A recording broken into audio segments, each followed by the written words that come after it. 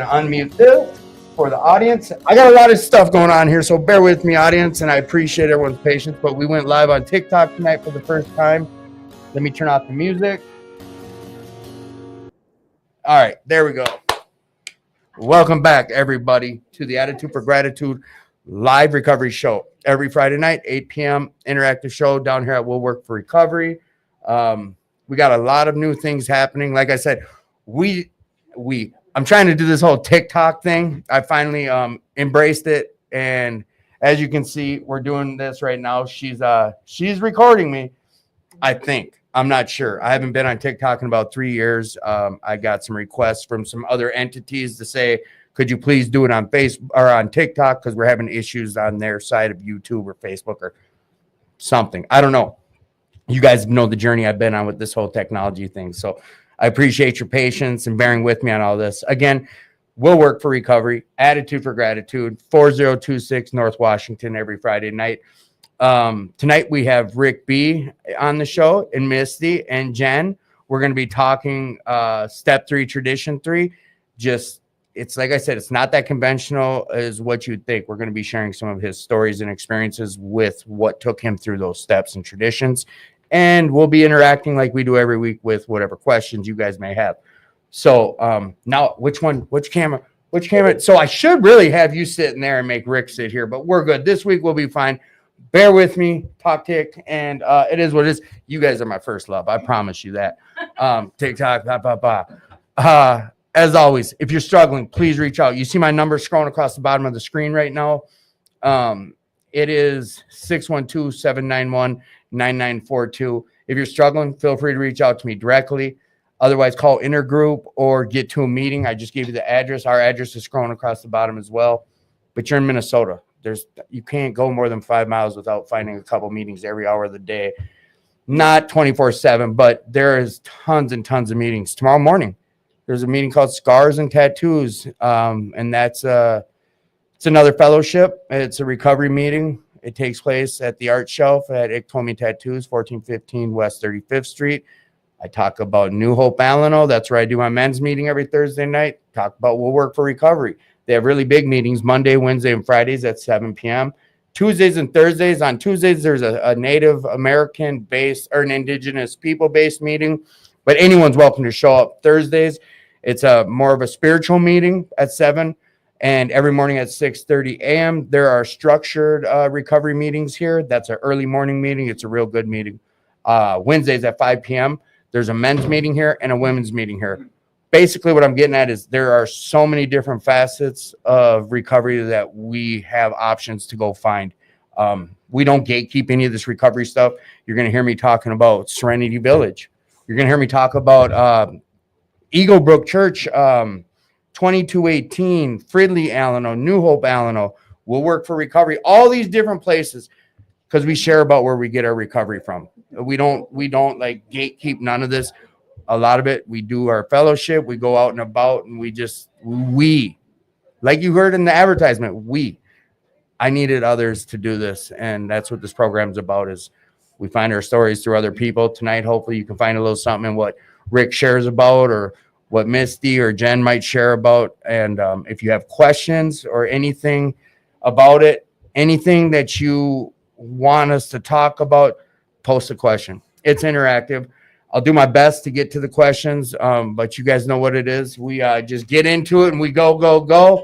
Other than that, as always, like if you're struggling tonight and you're having some negative thoughts or whatever, if you've been going through it, like you're not alone. You don't have to be alone. Come on down, find a meeting, get plugged in. And if you don't know how to, call me.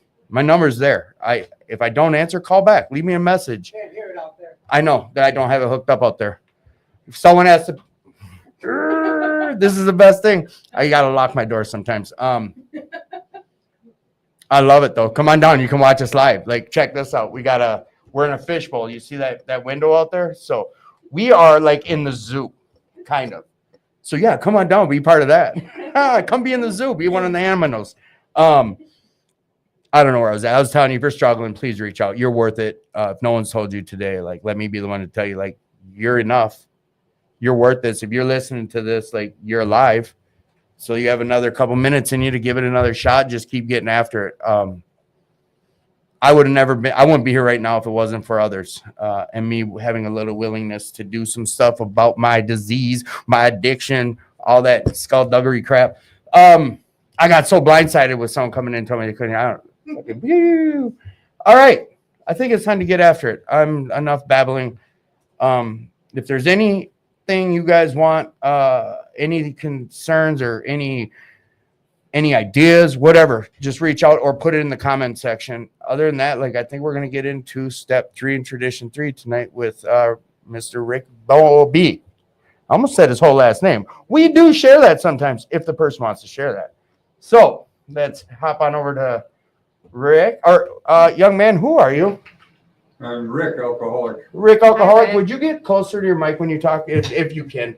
Young lady, who are you? I'm Misty, alcoholic. Welcome. And who are you? Jennifer. Hi, Jennifer. Welcome to the show. No, I'll be holding this now because I'm not on camera now for the remainder of the show, for the most part. So we're doing something a little new tonight, Rick. What we're doing is this TikTok. It's another avenue for people to listen to us and find us.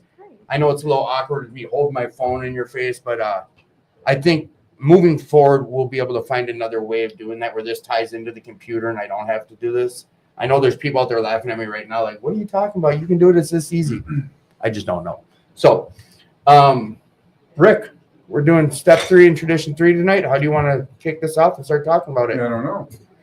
Well, I think this would be our 3rd time. This is the 3rd. I checked. This is the 3rd March you've been on the show. Oh, yeah. Yep. 3rd time. What I might do. Well, no, you go ahead. I'm thinking of how to get them sound out there. We could pair this up to your phone. You could watch the show and turn it on out there if you wouldn't mind. Yeah, I can do that. All right. All right. So I'm going to undo. Bear with me, audience. I love you guys. You guys are so patient. I know it gets a little choppy with some of this stuff, but Rick he's the go-to. So I'm just going to unmarry it from my phone so it doesn't steal it from you. This is for everyone who comes down here so you can watch the show outside there and hear it. You're good to go. All right, perfect. Let's do this, Rick. I'm working on it. What is this thing? What's it about? You ready? What's step in tradition 3? Step 3. Well, step 3 is made a decision to turn our will and our lives over to the care of God as we understood him. And that is, a quick question about this with traditions, press, radio, and film. I sometimes get a little worried about how I bring this up. So now I can say, like, hey, this comes out of the big book of Alcoholics Anonymous. That's not breaking tradition, is that? No. I didn't think. It's only if I'm advertising, like, hey, you should really come to Alcoholics Anonymous, or I've yet to define that. I had some old timers give me guff about doing this show and talking about recovery. I didn't see an issue with it because I'm not promoting it. I'm just sharing about my experience. Right. Which is okay, right? Yeah. Okay. As far as I'm concerned. You can't find it? No, it's scanning. No. All right. Let's see here. So one more time, you want to read that? The step 3. Made a decision to turn our will and our lives over to the care of God as we understood him. Okay. Let's get into it. What do you think about that? Made a decision. Well, from everyone's story, I think is a little different. When we ask them, well, what do you think about step 3? Or when you read that to someone, I think it's everyone's experience is different. But for me, read it one more time. Read it one more time. Tell the story about the frogs. Well, we'll get there. Made a decision, right? Yep. To turn our will and our lives over to the care of God as we understood him. Making a decision. By this point in my recovery, when should a guy be at step 3? Is there some rule when you should be at this step? Ready, chipping in. I'm asking you. Is there some guideline or somewhere you should be at step 3 when you walk in these rooms? Well, I was there right away. I mean, the first step I was done. I knew I was done. So it wasn't difficult for me to move on. I didn't have to prove that I was alcoholic or that my life was unmanageable. It was already proven to me that that was the case. There was no argument anymore. Okay. You're good. Next. So you just want to find the show and then put it up there. I'm sorry, I've been a little detached from that, trying to get people's sound. For you, it was just a no-brainer almost. How would you say? Well, I got beat. When you get whooped, you get whooped. I mean, that's what it takes. You got to be whooped before you're going to do this. I didn't sit down. The worst part was I was an atheist. So what do you do with that? Yeah, Oh, you're what do gonna- you do with this? Well, you can't. What are you going to do? I'd look at the step. You know, Joe and Charlie made the point in their big book seminars of that when they took the steps out of the book and put them on the wall, we lost the process. There's a whole process in the book to step 3 that you don't see when you look. I remember coming in, I was at 2218, and I walked into the room and I sat down. I was looking at those steps 2 and 3. In fact, I was looking at all of them, but most of them did not look very friendly to me. Especially being an atheist. Oh, it was awful. It was just awful. The So word what do you- God's in it quite a bit. What do you do with this stuff then? I mean, and then a guy, there was a guy named Casey in my meeting that I was going to. It was a men's group. And Casey would look at somebody had asked him, they'd say, Casey, will you take the meeting next week? And then he'd look up he'd say, come back in a week. And usually people study and do things like that. He'd look up at the wall after he came back the next week, read the step off the wall, and then talk about how he would work that step as it's written on the wall. Okay. Well, I can tell you that when I looked at the third step on the wall, it looked ridiculous. First of all, how are you going to turn your will and your life over to God completely? I mean, how are you going to do that? I couldn't. There was no way I could do it. First of all, I don't even believe in him. And turning your will over, I think I'm trying to go too deep on this, but because you just said basically where I was at in my head when I first read this was, how do I turn my will? How do you turn your will over? Well, the step, it's too big on the wall. It's too big. It's too big of a proposition to even consider. Turn my whole will and my life over to the care of God. I looked at it and said, even if I could believe it looked ridiculous, how am I going to do that? I couldn't. There was no way I could do it. We lost the process. When you read the step in the book, it's different than it is on the wall. One thing it says, God as we understood him. Now, I looked up the word understand because a lot of people read it as understand. So I looked it up. Understand is a concept. You can accept or reject concepts quite easily. You can believe one thing today. We can have a conversation and you might change your mind. Conceptually, that's quite easy to do. Okay? Conceptually. Yeah. But the step says understood. God as we understood. Understood, when I looked it up, implies an experience. Something happened. You walk in this room, you flip the lights over there on the switch, and the lights come on. You don't have to understand electricity or light bulbs or a vacuum in a bulb or any of that to utilize it. You can walk in, flip the light switch on, and the lights come on. So you can utilize something without understanding it. You Okay. experience it, so you know it's true. Once I experienced it, like flipping on the light switch, you know that's what happens when you flip the light switch on.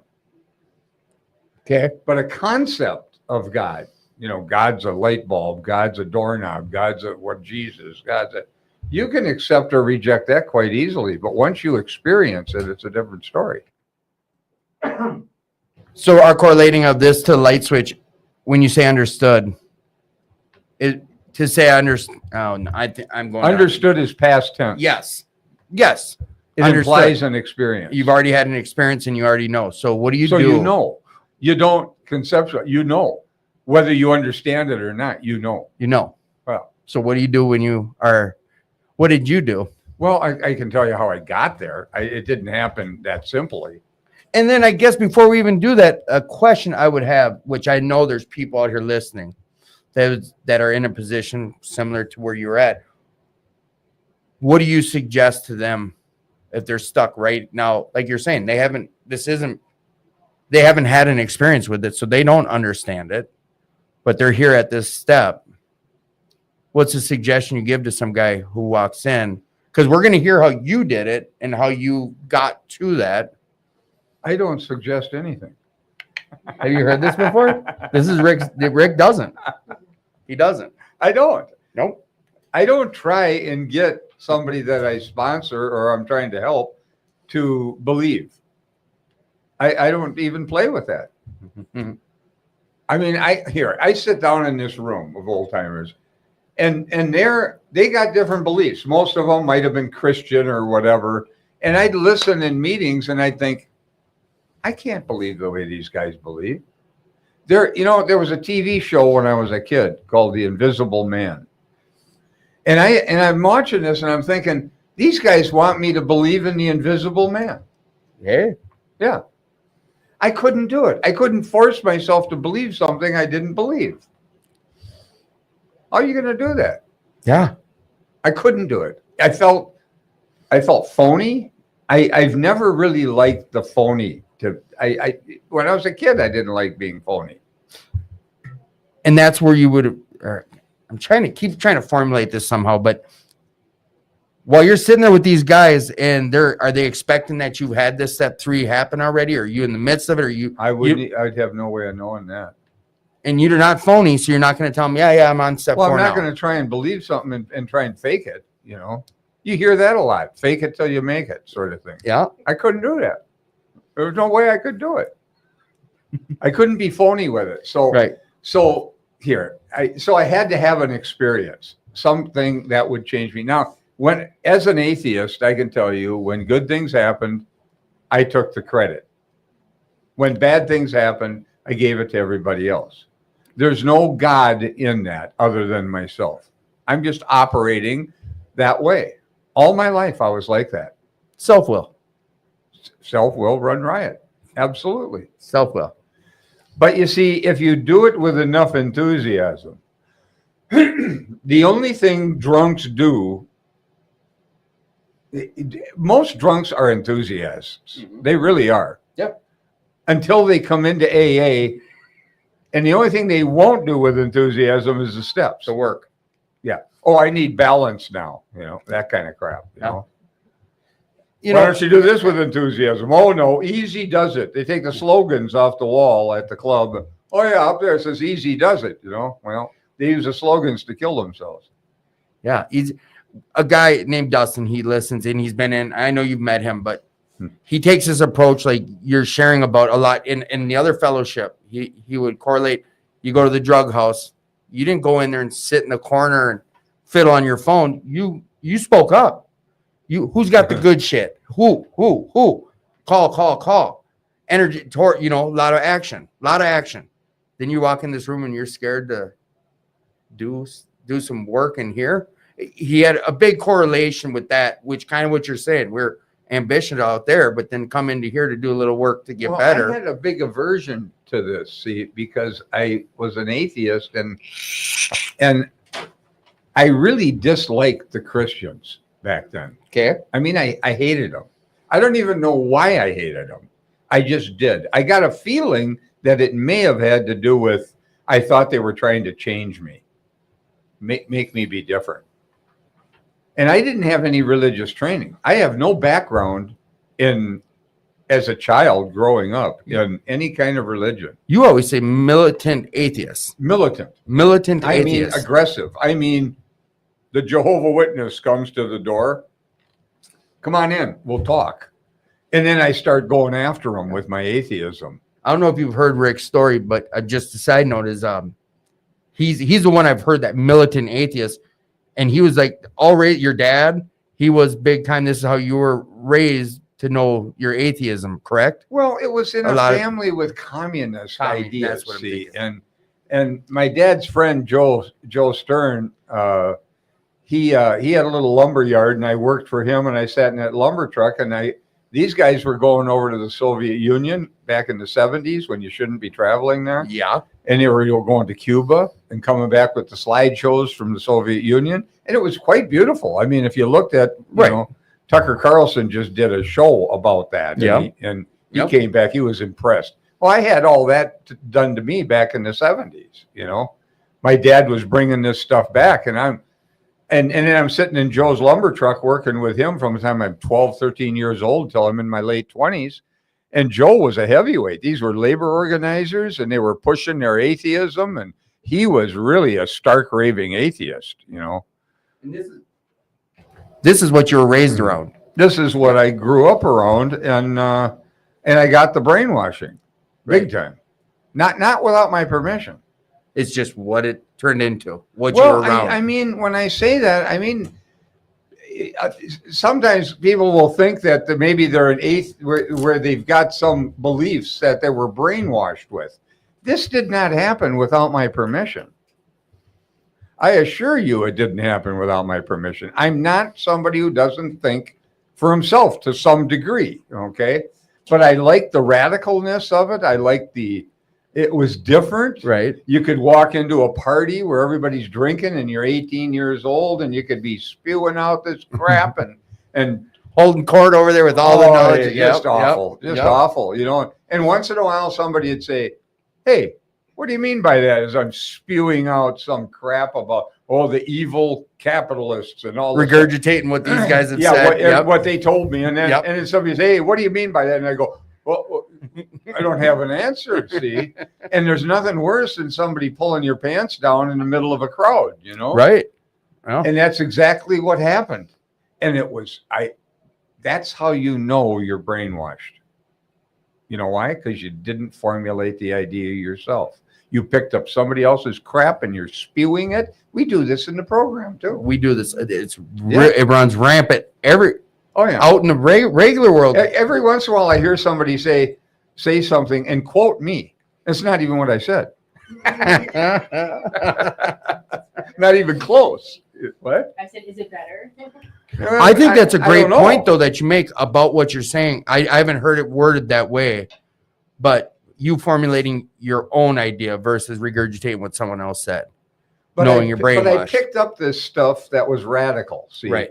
And it was on the outward boundaries. It Yep. was not mainstream. Yep. And I didn't want to be mainstream. I wanted to be something else. Different. See? Yeah. So here I got this crap going on, and I'm telling you, the brainwashing happened with my permission. Okay. That's my whole point of that. People want to think they get brainwashed without their permission. No, you make the decision. You like some aspect of it, you go into it, Yeah. whatever it is, So anyway, I've got this crap going on. I'm sitting in that lumber truck getting my atheist training, and I'm aggressive with it. And when the Jehovah Witness comes to the door, I come on in and we'll talk. And I was mean. I was aggressive. I'm not proud of that. These were kind, loving people coming to carry a message of love and hope to a madman. That's not good. But that's where I was at. So for me to even consider step 2 and step 3 was absurd. Then I read the step off the wall, and I had this big sort of just inherent in me, this negativity around step 3. Just Turn a feeling your of will in vibe. your life over to the care of God. I just didn't even like the idea of God or any of that. And then it dawned on me one day where this came from. And I was sober quite a while at the time, but maybe 7, 8 years, something like that. When I was a kid in the neighborhood, we went to matinee movies on Saturdays with other kids in the neighborhood. There were 3, 4 of us that'd go. There was one little girl that couldn't go. And then I found out, I got wind that her family was religious. And I'm not going to tell you what religion, because it doesn't matter Right. what aspect, but it was that she couldn't do that. And I made a decision. Here, talk about a decision. I made a decision at about 8 years old that if you had anything to do with religion or God, you couldn't have any fun. This was the opinion you formulated. Very young, Right. 8 years old. I remember doing it. Anything involved with religion, it's boring. Or It's not fun. You know? religion or God. And you realize this during. No fun. So then I come into AA and I look at the steps, and that was my feeling about step 3. Clearly, if you turn your will and life over to God, you're not going to have any fun anymore. Fun's over. You're going to have to be rigidly good as others tell you you should be good. Now that's a big one for me. As they say I should be good, not as I want to be, but as. So I felt they were putting it on me, imposing that idea on me. Did you realize at the time of hitting step 3 that you felt this way from your past? No, I saw it when I was about 8 years sober, and it dawned on me that it was coming from, I was still 8 years old. I had that 8-year-old decision and mentality that was still influencing my perceptions and my decisions in life. Based on, I was still 8. 35 years old and I'm 8, or 40 years old and I'm still 8. You think this stuff doesn't influence you? It really does, but it isn't from somebody else. It was a decision I made. Can't have any fun. So I look at that step on the wall and I go, no thanks. Not interested. I'm not going to turn my will and life over to that jerk. Then I look out into the world and I see all the, just like Bill describes in We Agnostics, he talks about the warring faction. You know, you think about it, animals consuming other animals for food.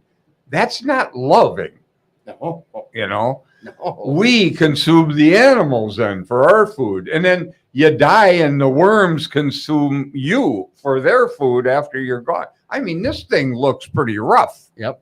And then you think, well, a loving, benign creator made this? No, thanks. I just rejected it. Bill had the same problem, and he talks about it in We Agnostics. You know, so it's interesting, and I how do you make sense out of that with a loving, benign creator? Somehow you got to make some sense out of that. Well, I couldn't. There was no way I could. There was no way I was even going to try. So I opened up the big book and I opened it up to chapter 5 as the old timers were talking about. And I went through it by myself, not with a sponsor spoon feeding me his crap, whether it's good crap or bad crap, not somebody else's. Let us make haste to reassure you. We found that as soon as we were able to lay aside prejudice and express even a willingness to believe in a power greater than ourselves, we could commence to get results, even though it was impossible for any of us to fully define or comprehend the power which is God. See, here's the other thing that's a bit troublesome for a lot of people is the term God. You know, no other religion uses the term God for that creative energy that created all things. They don't. Only Christians. Hit that second switch on the left down. So that's kind of a difficult thing for a lot of people too. Just the word, the term God in itself. Right. Yeah, it holds a lot of weight with tons of people. Well, it implies a Christian idea, Mhm. not a God as, and some people have had a lot of religious training that was aggressive or, Yeah. you know, I remember my sponsor told me, he said when he was a kid, and Joseph was 25 years older than I am, and when I met him, and he was 23 years sober. And we got together, this is 37 years ago, and we came together, and we were together for 34 years, till he died recently. And he told me when he was a kid, and he was a raving atheist too, same thing. And you could match our lives right down. It was astonishing as we got to know each other, how similar our lives and our backgrounds were, only he was 25 years ahead of me in age. You shared this last month on the show about your guys' Well, maybe a lot of. Well, I mean, Hmm. you just how many similarities there were with you guys. Tremendous. But anyway, when he was a kid, there was some preacher whose son was acting out in some way, and he whipped him with a buggy whip. And he said right then and there, he was done with religion. Or God. So he threw the baby out with the bathwater. He judged the whole darn thing by what one person did in his view. And he was like that. And I was a little like that too, but not to the extent he was with things. I think we hear that a lot though with the messenger. I hear that a lot with people in the program about their experiences that they had when they come in here with the God, especially with the God thing. It was the messenger that wrecked their view on religion. Right.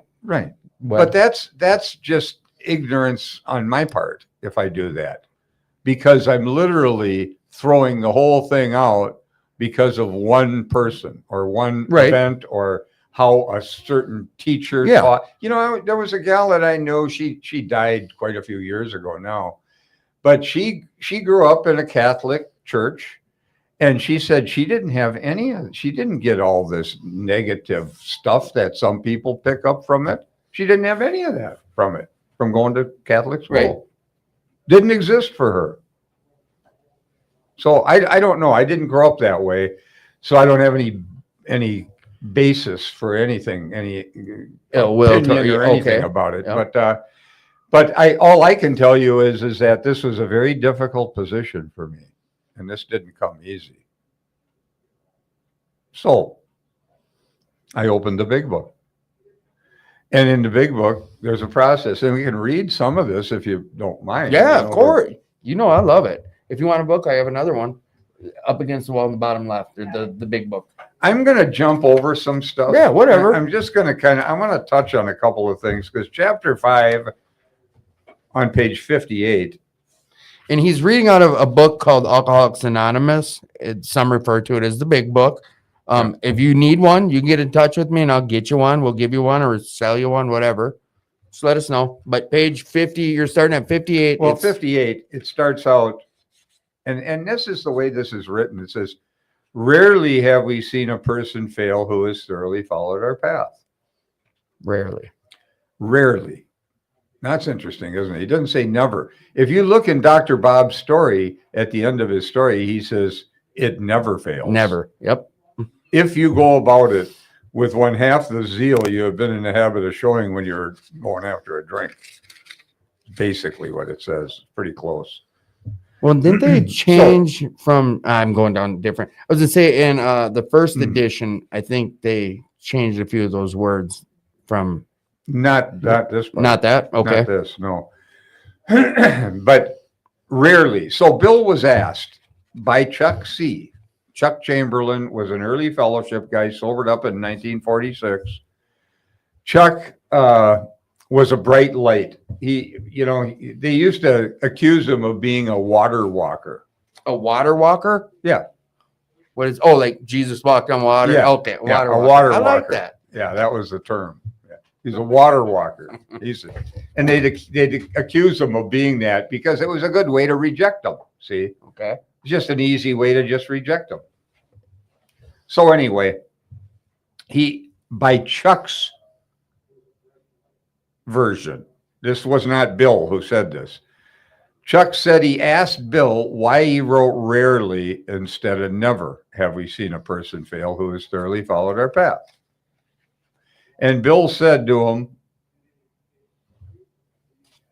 there's always some drunk who'll prove you wrong if you say never. I'll thoroughly follow your path and fail just to prove you guys are full of crap.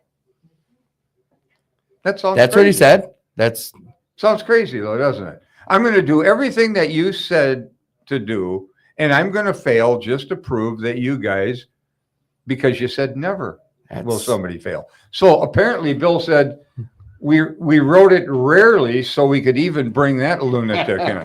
Now, he didn't use those words, but no, you might think, no, you wouldn't do that. Nobody would do that. Oh, really? Well, let me tell you something that happened. I was about, this is probably 20 years ago now, but in my home group at 2218, we meet on Thursday nights at 8 in the auditorium. Yep. And there was a guy who was coming to our meeting for about 7 years sober. And we were out at the retreat in Wayzata putting on a meeting. It's a men's retreat, or it's a men's treatment program. And I don't remember what we were talking, probably about the third step or something, or fourth step. And he says to the group, you know, I heard these guys talking about inventory. He's talking about me and the people in the group. And he says, I knew they were full of crap. He said, I heard them talking about this process all the time. And I had a case built against my mother and my brother, and it was airtight. There was no way. Clearly they were full of crap. So he said, I got so sick of listening to them. He said, I decided to take one of their stupid sheets, four-step workshop sheet, and write the inventory, the resentment out. Now, he did this because he didn't want it to work. He did it to prove him wrong. He did it to prove us wrong, and it worked. It altered him, and he was trying not to have it happen. So the process itself has something in it that's miraculous, if a person will do it. But that's for next month, the fourth step. Side note, guy named Tony, who was on our show with his sponsor at 2218 when the show was held there. Well, I'll tell you after. He came in for that reason, to show us. And he was sick of hearing the family say, you need help, you need AA, everyone's saying you need. He's like, okay, I'll go show you. I'll give them 6 months and I'll give it my all and I'll show you. He's got 8 years today. Yeah. 8 years. He was going to prove us wrong. No, but this is the human. I love it. Especially the alcoholic rebelliousness. Yeah. You know, I think we can all relate when you said that. Like, I will do this to show you. well, when said Chuck, never? when I heard Chuck talk about that, this sentence, rarely have we seen a person fail who has thoroughly followed our path. I thought that isn't real. And then I had that experience with that guy. And he proved it to me that it is an actual thing. So that's why they wrote rarely instead of never, by Chuck's I like version anyway. So the guy came in to show, he did a 4-step workshop basically to show us, hey, listen, this isn't going to work. Well, he Mom just and- wrote a sheet. He just took one of our sheets and did it. Yeah, I love it. So then he goes on and says, those who do not recover are people who cannot or will not completely give themselves to this simple program. They just won't do it. Why? Because they're not beat sufficiently. You have to be whooped before you're going to do this. It's my story. Yeah. And it says, who are these people who won't recover? Usually men and women who are constitutionally incapable of being honest with themselves. Constitutionally incapable. What does that mean, Rick? Like the basic constitution of the country, though it formulates the ideas that our country is based in, is the Constitution. So your basic makeup, Yep. the constitution of yourself is dishonest. Yeah. Side note, sorry, I'm sidetracking us. And I know next month we'll really talk about it, but every Wednesday at 2218 at 6:30, there's a 4-step workshop that's been going on for what, how many? About 30 years. 30 years, a 4-step workshop. You can show up any Wednesday. And they just go through it. How long of about is it?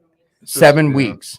Yeah. And I've shown up in the middle of, you can show up at any time, but every Wednesday, 6:30, 2218 First Avenue South, they do a 4-step workshop. It's free. You can go there, bring your sponsees.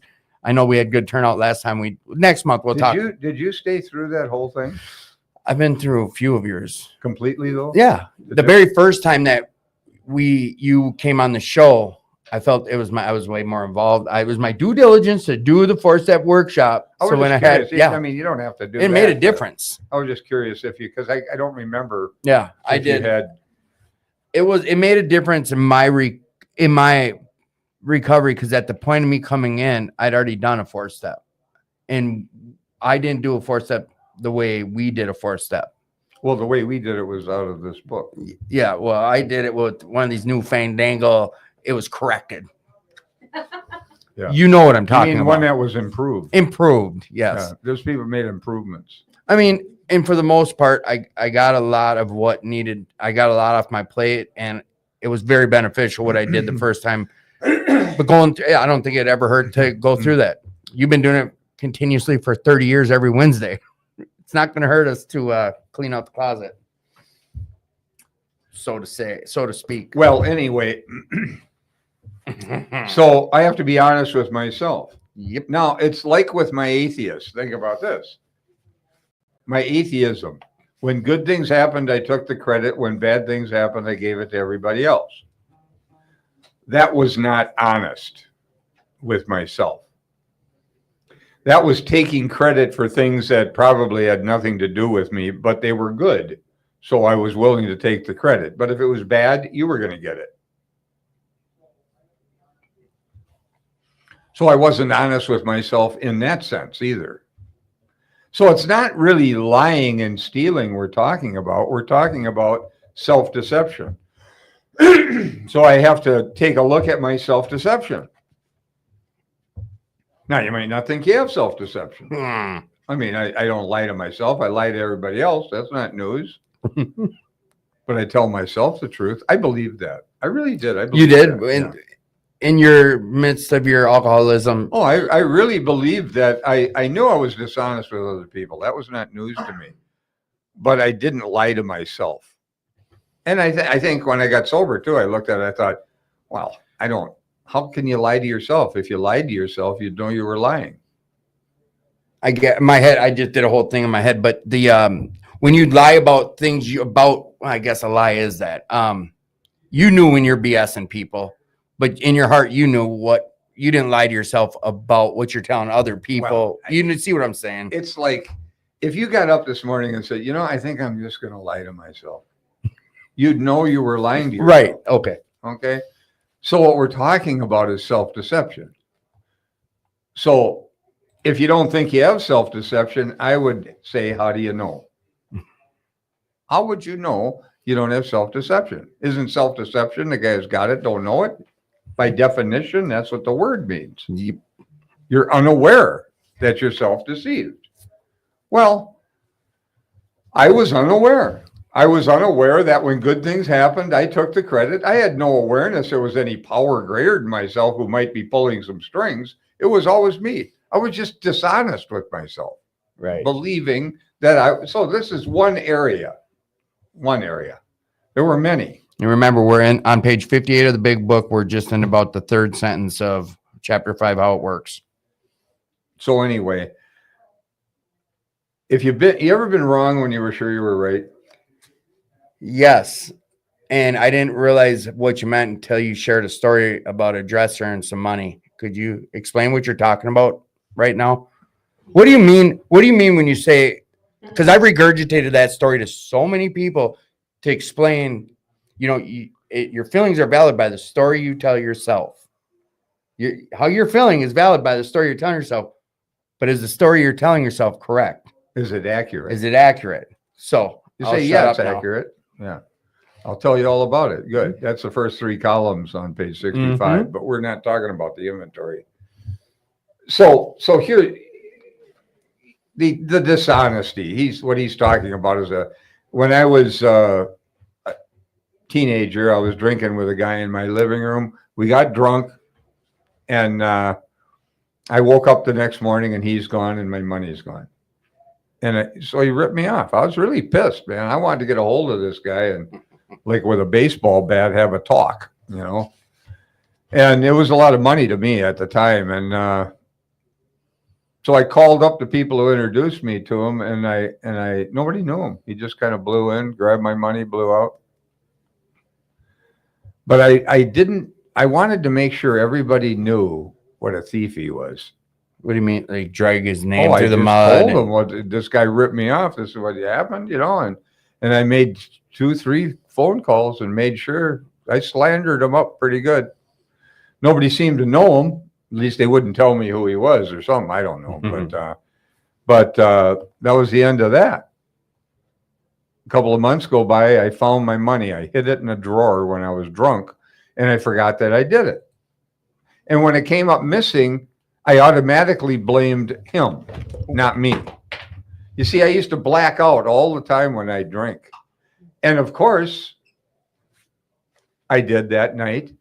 And when the money came up missing, it was automatically somebody else. He did it. Yeah. Yep. And now I find it. And I'm clearly wrong when I would have been anything I was right. Well, if you ever had an experience like that, how many things could I be wrong about right now? And I haven't found out yet. Now, I hear people around AA rooms, I think this is obnoxious. They say things like, well, you're just wrong about everything. That's just absurd. It really is such a put down to newcomers. You're right. To It talk is. to guys that way. Absurd. You're not wrong about it. Not everything you ever thought before you got sober was wrong. I mean, it is so obnoxious to talk. The old timers at 2218 would never talk to you that way. They just weren't that way. They would never, ever put a newcomer down, man. They were very sensitive to that, and they knew Cradled you. Yeah, they wouldn't talk to you. I mean, they'd be straight up with you, but they weren't going to put you down. Right. That just wasn't. A lot of I can say it, my life changed, but a lot of the way things were viewed through my eyes and about almost a majority of things in my life changed after you shared that story on the podcast the first time about the money on the dresser. Your feelings, until you found that money, your feelings were valid. Well, I had the idea. You got to understand. I had the idea that I'd black out and that he might steal my money. So I already had the idea that might happen. Mm-hmm. And then when I hit it, I was drunk enough that I didn't remember it And that was so many drugs, so many packages. until 2 months later. See, and then it shows up. Now you can't deny that you're wrong. Okay. Yeah. You're clearly wrong. Now, do you think I called the people up that I slandered them to? No, of course not. A couple of months have gone by. I don't admit nothing. You could catch me in the act and I deny it. No, this isn't clear. Yeah. Yeah, You gonna believe me or your lying eyes? right. I like that one. Yeah. But this is the kind of insanity. So this is a dishonesty that some of which I've had. But on to the third step here, so you get into this. I got to be honest with myself. That's a key idea. And then you jump over to page 62. Actually, the 60, right in the middle of the page, where it says, our description of the alcoholic. What's that, Misty? Chapters 1 through 3. It's the first 3 Chapters of in the big book. Yeah. That's where they describe what an alcoholic is. Our description of the alcoholic you can find in chapters 1 through 3 in the Big Book of Alcoholics Anonymous. Yeah. That's where they describe what an alcoholic is. They didn't know what an alcoholic was when they wrote this book. People saw the effects of alcoholism, but they didn't know why. So they spent 3 chapters. Our description of the alcoholic is the first 3 chapters. Then you got what? The chapter to the agnostic. Chapter 4 Yeah. describes agnostic, What's agnostic mean? not knowing. Yep. Comes from the root word gnosis, which means knowing. Hey, say that again. The definition of agnostic. Comes from the root word gnosis, which means knowing. Okay. Aldous Huxley apparently was the one who coined this phrase. Agnostic. Agnostic means I don't know, not knowing. So Chapter 4 is designated to the guy who doesn't know if there's a power greater than himself. May not be an atheist, maybe just agnostic. And then we get what? In our personal adventures. My personal adventures before and after make clear 3 pertinent ideas. And what's that? A good whooping. We're alcoholics. We've been there. Well, isn't that what that is? A good My whooping. personal adventures before and after have made clear these 3 pertinent ideas. So we got A, that we were alcoholic and could not manage our own lives, right? And that's Step 1. another way of saying step 1.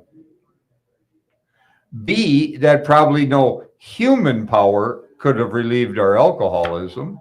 Step 2. That's step 2. Another way of saying step 2. Mm-hmm. And C, that God could and would if he were sought. Those trace. And that's what? 2.5. 2.5. Yeah, 2.5. Almost there. So then he says, being convinced. Being convinced of what? Steps 1 through 3. A, B, and C. Yeah. Then we were at step 3. Being convinced. Nobody had to convince me of that. That was clear as a bell that I was convinced of A, B, and C by the time I walked into treatment. Which is that we decided to turn our will and our life over to God as we understood him, as we experience him. And here again, that word God is kind of rough. I'm sorry, we're getting interrupted real quick here, and please hold our spots here. This here, you guys have yet to meet Chuck. He is our resident soap maker. Oh, yeah. He makes this soap called the Armor of Yah. There's a soap factory upstairs. Serious. He puts this together and he makes it for our guests. Here's a bar of soap for you, Rick. It's called the Armor of Yah. Yep. Here's for you, Misty. Thank The you. Soap of Hope. The soap of hope. He prays into it, prays over it, prays about it. It's all natural. Shared about it earlier before you got here. But it's a beautiful product. Once you use it, you'll see. You'll like it. Guarantee it. Everyone loves this soap. It's a beautiful thing. Chuck, I want to congratulate you on 20 plus days of no reefers in your body. Yeah, it's been, He's on a journey. let's see, I haven't, January, February, March 25th is my day. Oh, That'll be, yeah. my mom's birthday is March 25th. That'll be your 30 days, you mean? That's, Yeah, okay. Yeah, it's so funny that you should say that. A lot of people have been saying like that's their dad's birthday or their sober date or maybe there's something to it. Chucky, thank you, brother. I love you. I know you're gonna kick me out of here. No, yeah, of course I am. I love you, brother. Thank you so I love much. you too. We'll talk more about this near the end, so tune into the show. And I just hope that whoever uses this, that you will be uplifted and refreshed, and that there'll be a timely message on the there. It's more than a soap. It's the message that it's like it's the message that I really want to get out there. You've been making the soap for about a dozen years now, or how long? 13. 13 years. I love it. Thank you, Chucky. Mhm. All right, that was intermission. Sorry about that, Rick. Okay, sorry guys. No, you're good. Love you, Chucky. I love you too. Yeah. Sorry about that, guys. So it But says, I want my own. being convinced we were at step 3. Right after the ABCs, right? Yep. So being convinced of A, B, and C, we're at step 3. That was quick, huh? So we're at step 3, Step 3. which is, anyway, it says just what do we mean by that and just what do we do? So just what do we mean by that and just what do we do? Now, all over the fellowship, when I was going to a lot of outside meetings, maybe it's changed. I don't know if it has or not, because I don't do as many outside meetings as I used to. But you'd hear people say things like, well, you just make a decision. You don't have to do anything. You It's easy. Third step's easy. Just make a decision. But that's not what we just read. This says just what do we mean by that and just what do we do? So we do something. Misty was talking about a story that used to, I don't know if it's still going around much, but people would say, a guy would say, well, he'd use this as an example of the third step. He'd say, 3 frogs sitting on a log. One decides to jump. How many are left? 2. 3. Well, somebody would say 2, Yeah. like that. We play the game though. It's 2. But yeah, You know it's what I'd not say? 2. You know what I'd say if I heard somebody telling that story? What? I'd say 4. Just to irritate them. Just Because I don't like his story. And I'll tell you why I don't like it. Because he says, no, there's still 3, right? Because he only made a decision. Now, what does that imply? No action. Now, no action. You just make a decision and you sit on your log. That's why I don't like the story. Because the implication is, and we just read what the truth is, just what do we mean by that and just what do we do? So you don't just make a decision and then not do anything. Now, why is that a problem? Because it's really not a decision. A decision is not a decision until you put action to it. It's an intention. Okay. I didn't know how to pose the question, but okay, the answer is it's an intention. Yeah, you can intend on jumping, But you didn't make the decision until you did it. did it. Okay. So it's just, here's another thing and this is the problem with listening without some discernment in meetings, because you'll get brainwashed by well-meaning people with cute little catchphrases that have nothing to do with what's in the AA book. I'll give you another one. This has nothing to do with the third step. But now when I was younger, now we're talking a long time ago now, when I was a teenager and in those years, then you'd hear it around AA room. Somebody would say, well, there's a slip under every skirt. I haven't heard that in a while. I like Now, what does that imply? women. No, yeah, but that implies that the woman is going to get you drunk, She's not the- you, yeah. not your dishonesty, not your crap. Right. It's got to be the woman. Right. See? It's her fault. Yeah. Yeah. And it's clever and it's cute, but it's BS Yes. beyond belief, because it makes victims of people, and AA doesn't do that. We participate a lot. Yeah. You know? Yeah. I like That's that. a whole nother subject, you know. So, just what do we mean by the third step, and just what do we do? Well, he says the first requirement is that we be convinced that any life run on self-will can hardly be a success. Any life run on self-will. Well, that's exactly what my life was. Nothing but self-will. And it was not a success. No. I lost everything. Yep. Everything I valued was stripped from me. And not just material stuff. No, but that was the stuff I was really attached to. Yeah. You know, No. for me. We're on different timing. What's Yeah, that? it's a 5-second delay. That's why it sucks. It's hard. Don't listen to the don't listen out there. No, the speaker, the sounds that they're listening to out there, it's about a 5-7. Okay. We're good. We're fine. Okay. A little confusing. Put your headphones on. That makes it way easier. Sorry. So, on that basis, we're living on self-will. Now, first of all, what's self-will look like? I want what I want. I want things my way. If we're in the living room watching television and I got the remote control, we're watching what I want to watch. Mhm. If we go out to movies, we're going to movies I want to see. Yeah. I'll listen to your opinion, but it doesn't matter. We're still going where I want to go. We go to restaurants, same thing. What I want to eat, where I want to Always, go. always. And I'll lie about it, you know. Mhm. You know, I had a bad meal there. Yeah, You know, I see. What I you saw that movie. I didn't see the movie. I just want to go somewhere else. That's all. Just lie about it, you know. That's what self-will looks like. Yep, my Yeah. way. Well, what happens? On that basis, we are almost always in collision with something or somebody, even though our motives are good. Why would I be in collision with something or somebody if I had good motives? Well, that sentence bothered me a lot. I What? can because hey, if I mean my intentions are good here, I don't mean no harm. I'm trying to do this for the best.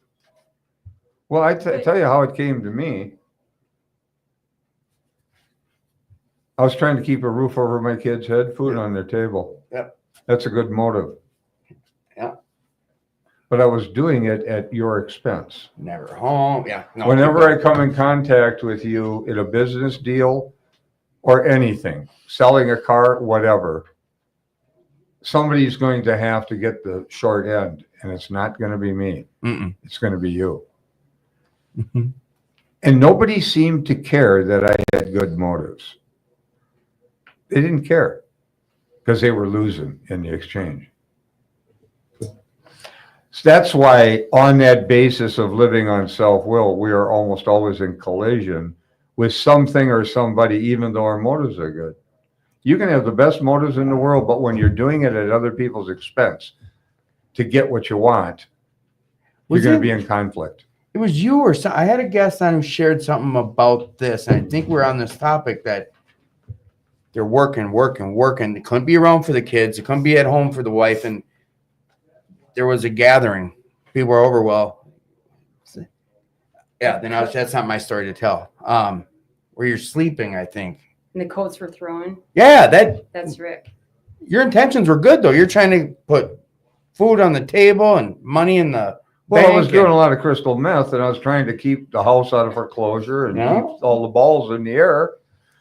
I wasn't drinking at that point because I couldn't deal with alcohol anymore. It was killing me physically. But, you know, in the family, I mean, Pam was pissed all the time because I wasn't home. I wasn't around. That's his And baby's when I mom, was ex-wife. around, I was sleeping because I'd be out on a run for 3 weeks, 2 weeks. I had a store, antique plumbing fixture store. Then I'd go home and sleep for 3-4 days. And then I'd get up and do it. And she'd have birthday party for the kids or something. And I can't show up. And they're throwing coats on the bed and I'm in the bed. Mhm. Think that was a little embarrassing for her. Well, I didn't think anything of it. Isn't that this right? Your intent. I mean, this is what we're talking about here, right? Well, I'm trying to take care of all this stuff, and there's problems with okay.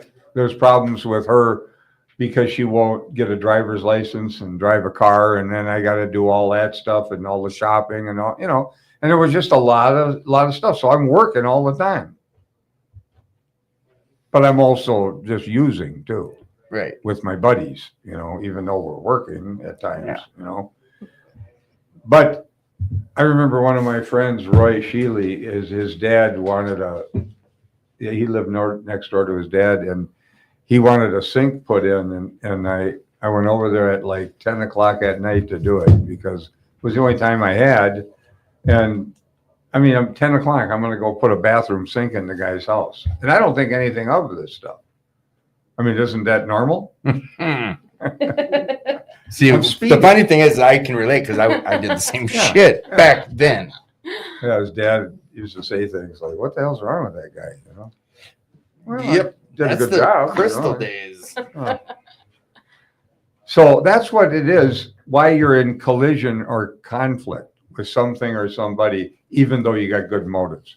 You can have the best motives in the world, but if you're taking advantage of other people, Right. you're going to be in conflict. Then he says in here, he says, most people try to live by self-propulsion. So it's not just alcoholics, right? Mm. Other people live this way. How come I end up having to go to jail? Hmm. How come I got to be removed from society and put in a cage? It's called jail. I mean, other people live by self-propulsion. How come I got to go to AA? Ordered maybe to go. Ordered. Yeah. By the courts. Other people live by self-propulsion. You know what it dawned on me one day? I just do it with more enthusiasm than other people do it. Full speed ahead, man. Everything is done with great enthusiasm. Yeah, that's what it was. And that's why. I was coming back from a conference, and I was sitting next to a veterinarian, a guy about my age. Nice man. You can just feel it. You know when you're sitting with somebody who's decent. You know, you can just feel it. Good person. Yeah. Wasn't an alcoholic, and I'm talking to him about the very thing we just read. And he looks at me and he says, you know, whenever I run into a conflict, he's talking about now this collision conflict. He says, I do something. He says, I step back and I ask myself two questions. And I thought it was interesting the order he asked the questions of himself. And the first one he says was, am I doing something that's causing this problem? Now, I wouldn't have asked it in that order. I'd have asked, is the other guy doing something? Oh, See, yeah. but he asked, am I doing something that's causing this conflict? Then he would say, if he was clear that he wasn't, then is the other guy doing something? What's going on here? Why are we having this issue? That's what a normal guy does. I said, I'm kind of like you. When I run into a conflict, I step back too, so I can get a bigger run at the guy. I'm going to roll over him to get what I want. Right. I'm going to push it until I want what I want. Now, this is something that had to change, or you don't have any friends or nobody wants to be around you. When you're living like this, and I was living like this all the time, and I had all kinds of conflict from when I was younger. You know, I had a buddy that I went and saw. He was in hospice, and a friend of mine from AA went with me, and we were talking. He's dying. I mean, he's right on within a day of dying. And he's pissed off at me because of the way I was, because of what we're talking about. He died with that grievance, you know, and I don't even know what the hell it was, but he was angry about something. He brought it up. I don't remember what it was now. Probably deserved it, you know. Probably deserved it. No, I say I probably deserved it. Yeah, you probably deserved it. Right. Still never found out what it was. I don't remember. It was a Oh. long Was it time ago. Scott? You know. Was it Scott? No, it Maybe was a guy named Pat. Yeah. Oh. Guy I went down the river on the raft with. Oh. So, most people The handle. try to live by self-propulsion. Each person is like an actor who wants to run the whole show.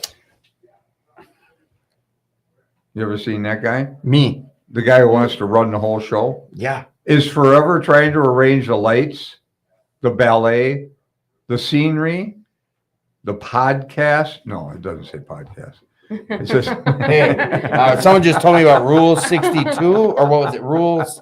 Is that what it is? Rule 62, right? Yeah. Someone, a group of old timers were at Fridley were making jazz. Oh, hey, there's old 62. I was like, what? Oh, bro, Rule 62, Tim. I was like, what? I get up to the meeting. I'm like, yeah, you got an ego problem, dude. I was like, Yeah. what? Me? You're the podcast guy, right? I was like, yeah. Don't take yourself so seriously. That's exactly what That the was one guy Rule said. 62. He's like, you being offended by this validates me saying Rule 62 to you. Like, it's don't be so, yeah. It sounded like they just, why so serious? What that's based in is they sent out early on in AA to all the groups because they had all these, they were going to write the traditions, you know, and get some clarity on how to keep the groups together. And they asked all the groups in a test to find out how many rules and regulations they had to become a member of their group. And they all wrote back in and they had 61 of them. And they made the determination that they would make Rule 62. Don't take yourself so damn seriously. That's where that come from. I didn't know. Yeah, these old timers got to me. That's what that was about. So that's what Rule 62 is. Don't take yourself so damn seriously. That's funny. It is Think you're so important, you know? So, but they're talking about each person is like an actor who wants to run the whole show, is forever trying to arrange the lights, the ballet, the scenery, and the rest of the players in his own way. Yeah, he's trying to control and get what he wants, right? If his arrangements would only stay put, if only people would do as he wished, the show would be great. Isn't that what you think when you're pushing to trying to get your way? And to be honest with you, I still have those types of feelings at times. I do. God, if you just shut up and let me show you, let me do it my way. My brain does it. Right. I don't act on it like I once did, but I understand this. Mhm. We just went through this in our men's meeting, and we're at this area in the book. And to be open and honest about it, I still have this stuff come up. Time So- doesn't equal recovery. So if his arrangements would only stay put, right? If only people would do as he wished, the show would be great. He's just a fellow actor. He's not the director. Everybody, including himself, would be pleased. Life would be wonderful. If you guys would just do what I tell you, we'd have a great time, great relationships, everything would be great. Just listen to me, I know. Everybody, including himself, would be pleased, right? Life would be wonderful. In trying to make these arrangements, our actor may sometimes be quite virtuous. He may be kind, considerate, patient, generous, even modest and self-sacrificing. As long as you're playing your part properly and acting the way I want you to act, Yeah. then I'll be that way. I'll even give a little. I'll be modest and I'll be self-sacrificing. On the other hand, this is when it didn't work by Here's the other being hand. kind. He may be mean, egotistical, selfish, and dishonest. But as with most humans, he is more likely to have varied traits. So in other words, generally people will try and be decent to get what they want. To get what they want. Yeah. Yeah. And some people, like the guy on the plane, once he realizes if he's doing something that's causing, he'll back up. But that's not what I would do. I'm going to push harder. forward. I'm going to push through it, you know? So but as with most humans, he is more likely to have varied traits. I won't be all one way or the other. I'll be a mixture. So what usually happens? I went to jail. I went to treatment. That's what usually happens. Didn't that happen to you? Both, yes. And then I got a divorce. So kind of, Another? yeah, the third one. Oh, really? No, not third Oh. divorce, like The jail, third, treatment, okay, yep. and then divorce. Yeah. Didn't go my way. No. Took the institution out. Yeah. Imagine that. Was forced into it. Mm. So what usually happens? The show doesn't come off very well, does it, when you're living this way? No. Now keep in mind that this is a description of what it looks like to live on self-will and trying to run the show as a It's freaking actor who's tiring. not the director. Yeah. Just a fellow actor in this drama of life. But it's also a description of how the mind becomes resentful. They're going to give us the process that it goes through. What usually happens, the show doesn't come off very well. He begins to think life doesn't treat him right. Oh, Yeah, life's not treating me right. not fair. So he decides to exert himself more. Yeah, going to push a little harder. He becomes on the next occasion still more demanding or gracious, as the case may be. I'll become more demanding to get what I want, or I'll become more gracious. But either way, I'm what? Manipulating, trying to get what I want. Still, the play does not suit him. Now, here it comes. Admitting he may be somewhat at fault, he is sure that other people are more to blame. No, always. I'm willing to admit I'm somewhat at fault. A little bit. A little. but I'm sure that other people are more to blame. Always. So what comes of that? He becomes angry, indignant, self-pitying. I become angry, I get indignant with people, and I feel sorry for myself because I'm not getting what I want. It's almost a full circle of this. The way you explain this, it's what I want it to go my way, and it's not going my way. Boo hoo, poor me. This ain't fair. Well, it's all because I needed it to go my way. All right. Ah. What is his basic trouble? Now, this is a rough sentence for people who think of themselves as good people. Is he not really a self-seeker even when trying to be kind? Am I not a self-seeker? Yeah. Even when I'm being kind? You're disguising it. It's wrapped up. Yeah. But I'm pretending like I'm not. Is he not a victim of the delusion that he can wrest satisfaction and happiness out of this world if he only manages well? Is it not evident to all the rest of the players that these are the things he wants? And do not his actions make each of them wish to retaliate, snatching all they can get out of the show? Is he not, even in his best moments, a producer of confusion rather than harmony? It's like in a play, and one of the actors decides to upstage the other actors, make his part more important. And what happens? It makes the other actors wish to retaliate, snatching all they can get from the show. That's right.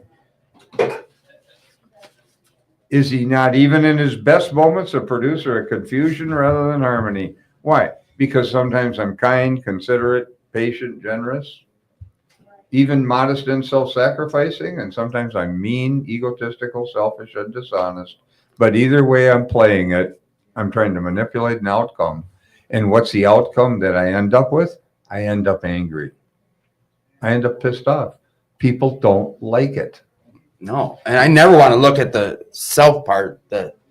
When I'm doing this, I don't want to look at the self-centric, the self-ego, the self-centeredness. I look at the part where I was in harmony and the only good shit. Why this happened to me? I was nice during this little bit of time, but I don't want to look at the. You see, this is really tough on people who think of themselves as good people I see what and you not mean, though. self-serving. Right. But that sentence, what is his basic trouble? Is he not really a self-seeker, even when trying to be kind?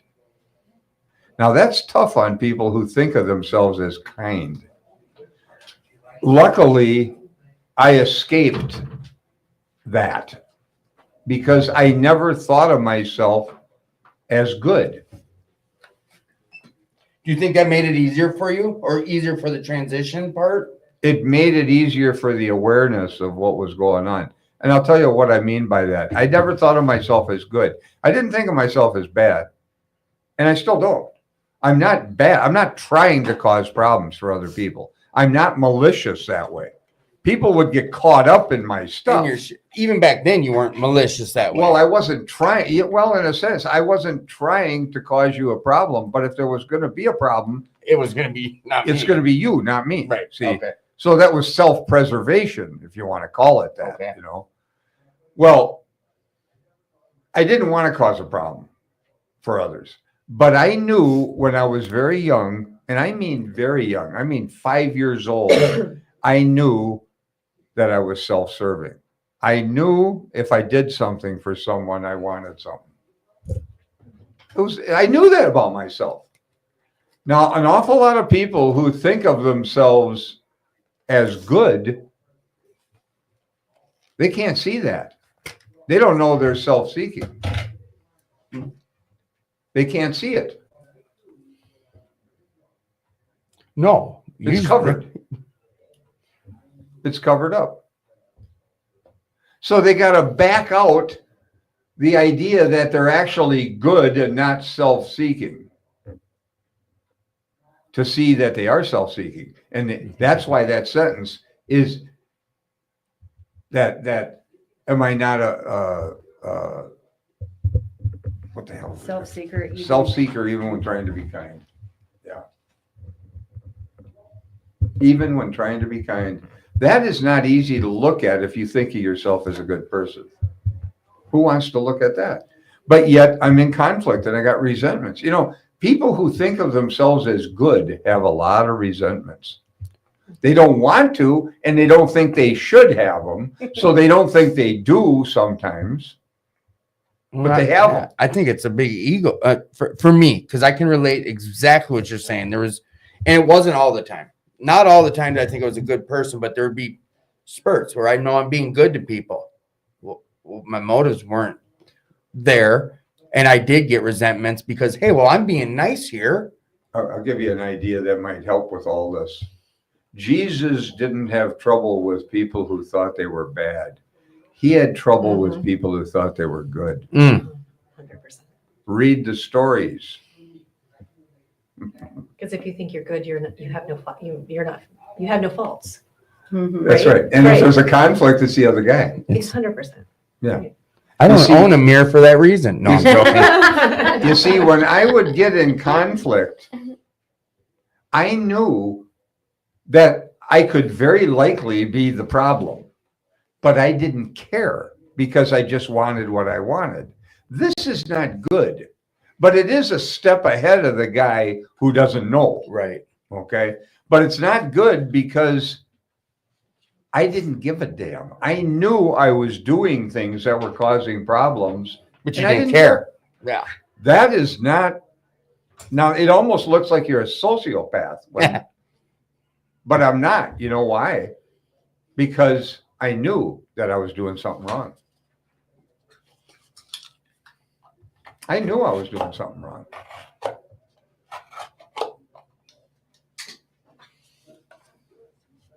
So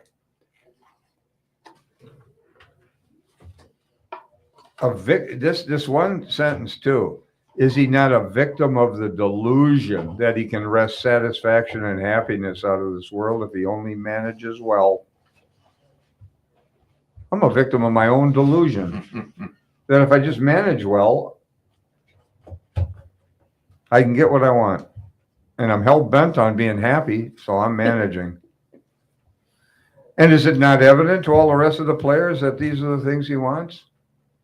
But that thing, do not my actions make others wish to retaliate, snatching all they can get out of the show. This is a big deal when you look at this. It's how it works. You know, he goes on, I don't know how much time we've been going here. It's a shit, hour and a half already. Have we really? Wow. Well, I'll shut this up here in a minute. Whatever you want. You know how it is with me. I know you got to get scooting pretty quick, but that's At the top of the page on 62, it says selfishness, self-centeredness, that we think is the root of our troubles. this is where we get deep. And I love your take on this. Alcohol's not the root of my troubles. Selfishness is. Why would selfishness be the root of my troubles? Well, it's exactly what we just read about the actor. You end up with resentment. And why do guys drink? Over their resentments. People stay drunk forever on that stuff. You know? So the resentment's hurting me, not the guy I'm angry at. Selfishness, self-centeredness, that we think is the root of our troubles. Now, does that mean I'm bad? Well, I'll give you a dictionary definition of selfish. I looked this up in Webster's Collegiate Dictionary, to be exact. Here's what it said. Concerned excessively or exclusively with oneself. Seeking or concentrating on one's own advantage, pleasure, or well-being without concern for others. Well, if I'm concerned excessively or exclusively with myself, how could I have concern for anybody else? By definition, you wouldn't be Right. able to. By definition. Does you're- that mean you're Yeah. bad? No, it means you're selfish. It's not good. It's not bad. It's just that's what you're doing. Look at it factually. Why is that important? Because you won't look at the selfishness if you think you're going to be bad. And every time you read those sentences, you'll go, nope, not me. Not going to look at it. I won't be honest. This is a big deal. Driven by 100 forms of fear. What am I afraid of? Everything. I'm afraid I won't get what I want. I'm selfish. I'm afraid I'll lose what I got. I'm selfish. I'm driven by 100 forms of that fear. Self-delusion, we talked about that. Self-seeking, I'm only concerned about Rick.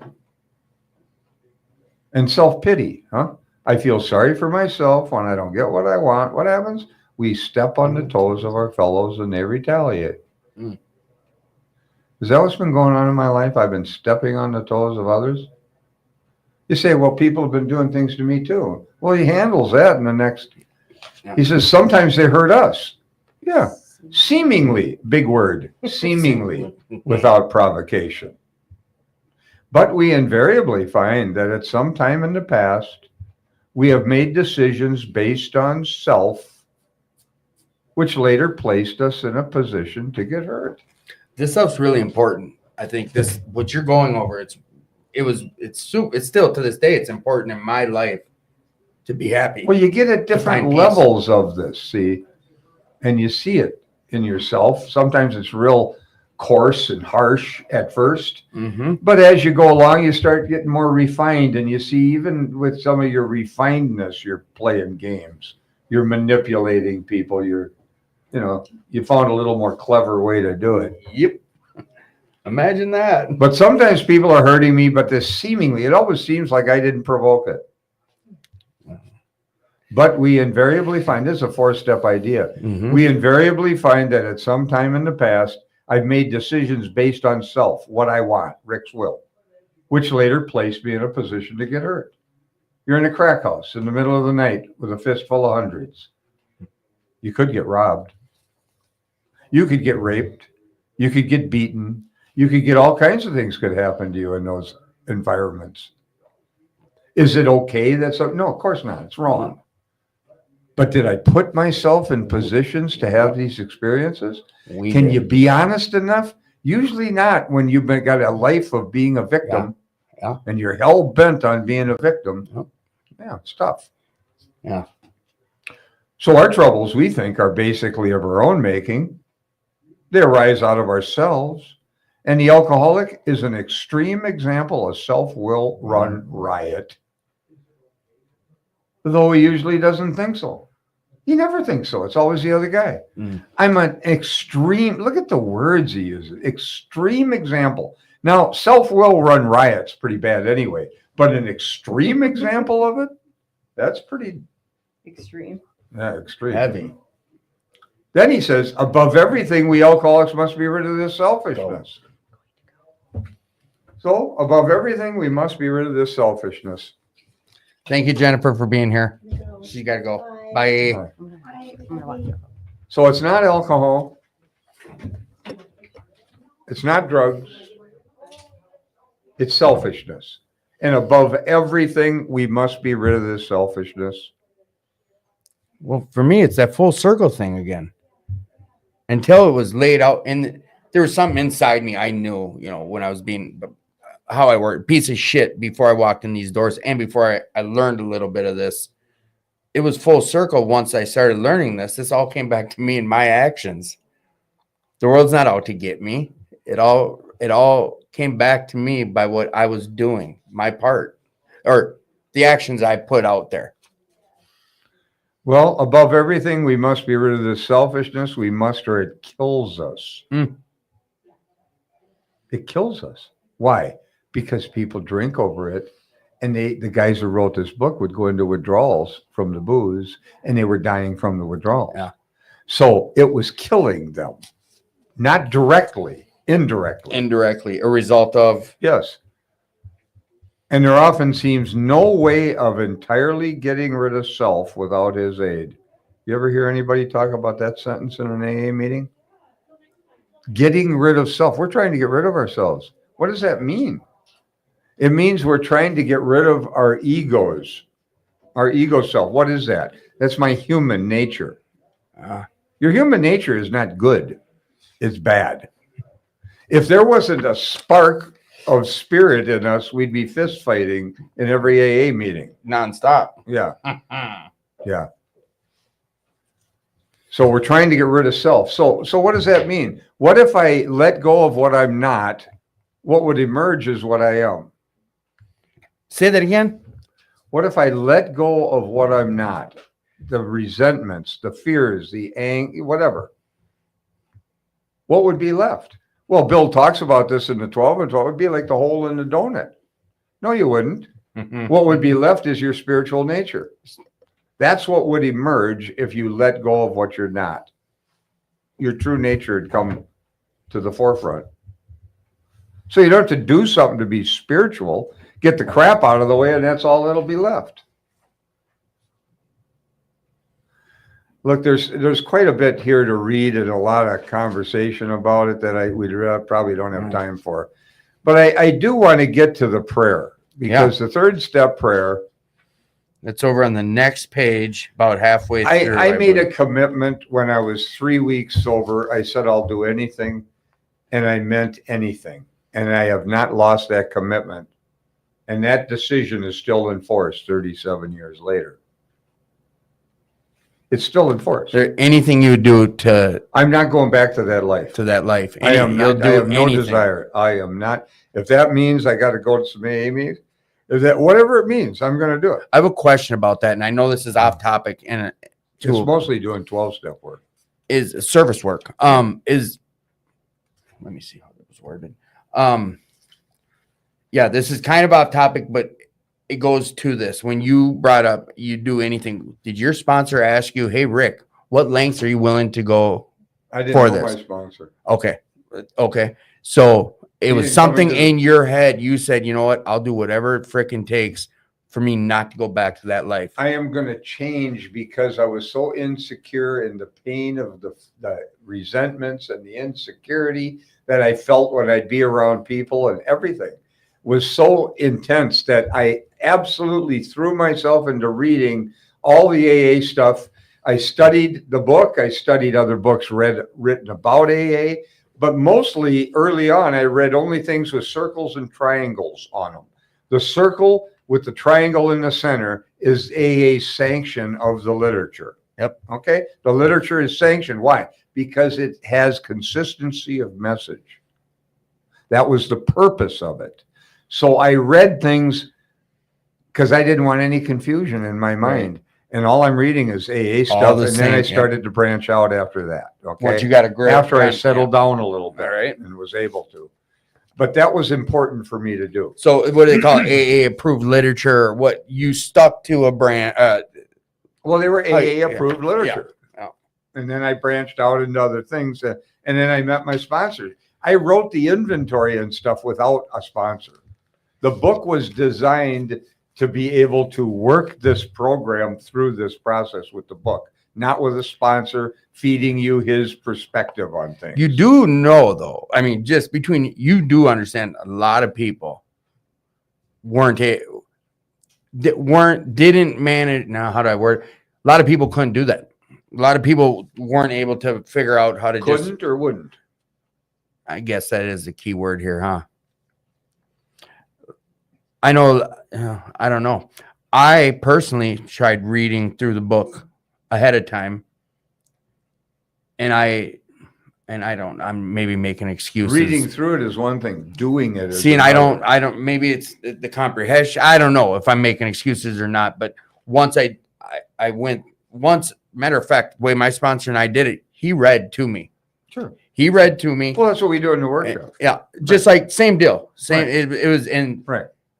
there was more benefit for me at that point going through it than when I tried solo. But then again, I'm not a guy who can pick up a book. I've yet to pick up books, and I can listen to books on tape real well. That's what I do all day while I work. I'm at like 140 books this year listening. It's whatever. I sit down and read a book. My brain wanders. Now, funny thing is, why? when I was locked You know how up, to get over that? How? Read out loud? Read it to somebody else. See, it's weird. I don't know. When we had someone on the show, we went down Sit a down rabbit and hole. read I had that same problem, And when I read a paragraph I could not understand nor retain, a dozen times reading, I opened the book and read it to another person, and it changed me entirely. You know what else did help a little was things changed a little after TM for me. Well, of course. It's something about shutting my brain off while I'm reading. I always validate. I can read. Read it I to swear I somebody can else. read, but it's my brain starts wandering while I read. Read it to somebody else. She's reading me something, a spiritual thing in the Course in Miracles every morning. Mhm. Okay. It makes a difference for you. It does, but I get like you, I start wandering like, because it's sometimes late. I gotta morning, tell her I'm to looking- slow it down yeah, and I sometimes. speed through it. You can tell when her brain goes Yeah, over here. and it goes, Yeah. But it just goes off, and he slows me down and brings me back, and it's very helpful. Weird thing. When I was locked up, I could read I could get into the books, pictures, or a movie was going Well, you on. didn't have all this other distractions. See, I don't. Yeah, and like I said, TM's closed it slowed things down for me. Right. Something. right. I need to come get a refresher on that too. You said anytime you want, I'm gonna hold you to that. So, But okay. so anyway, okay. So we come up against this third step prayer. Now, I made this decision that I'll do anything, and I've never looked back. That decision is still in force. I'll do anything. Now, my sobriety, if it was dependent on belief, I never would have stayed sober because I didn't believe. My sobriety has been dependent on a commitment that I made, and the Self. commitment carried me when I didn't believe. The commitment carried you when you didn't believe. Right. Okay. That's the way a commitment is. It's like a decision. You put action on it. The commitment carried me. If my sobriety would have been dependent on belief, I'd have been drunk a long time ago. Because I didn't Oh yeah, believe. like you said, you came in. And you guys know you people who do believe, you know that sometimes you have a lot of faith and sometimes you're empty. And when you're empty, if your sobriety is dependent on your belief, you're you're screwed. screwed. But you're not if you have a commitment. I like that. It's almost like a loophole there. You're not if you made the commitment and you're staying with it. But that's what a commitment is. You stay with it. Right.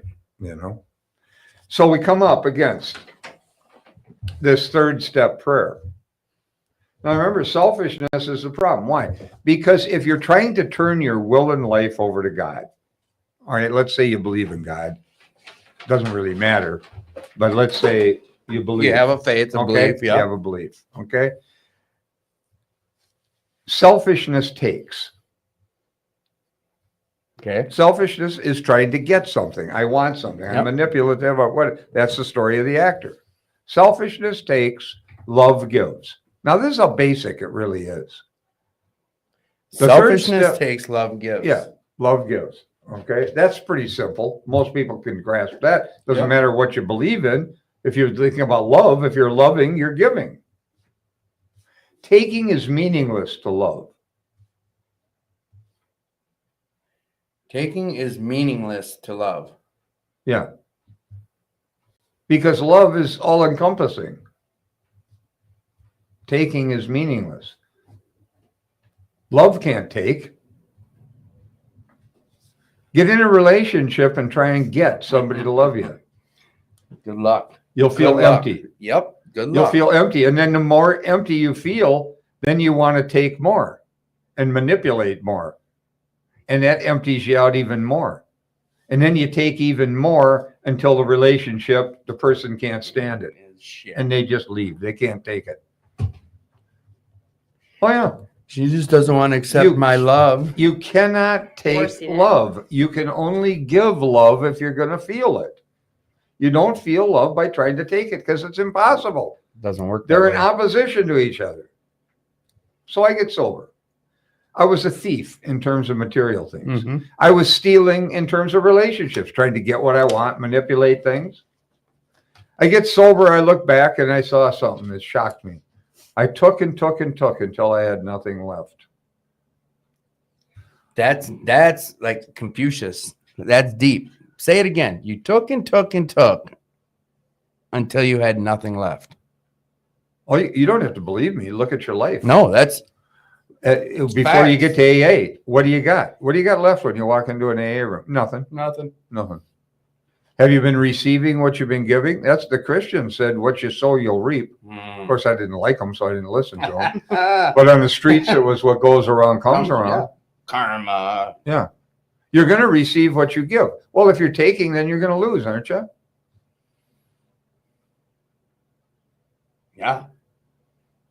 So clearly then, any taking is going to be loss. Any giving is going to be gain. So if I took and took and took until I had nothing left, how about I give and give and give until I have everything? There's a concept.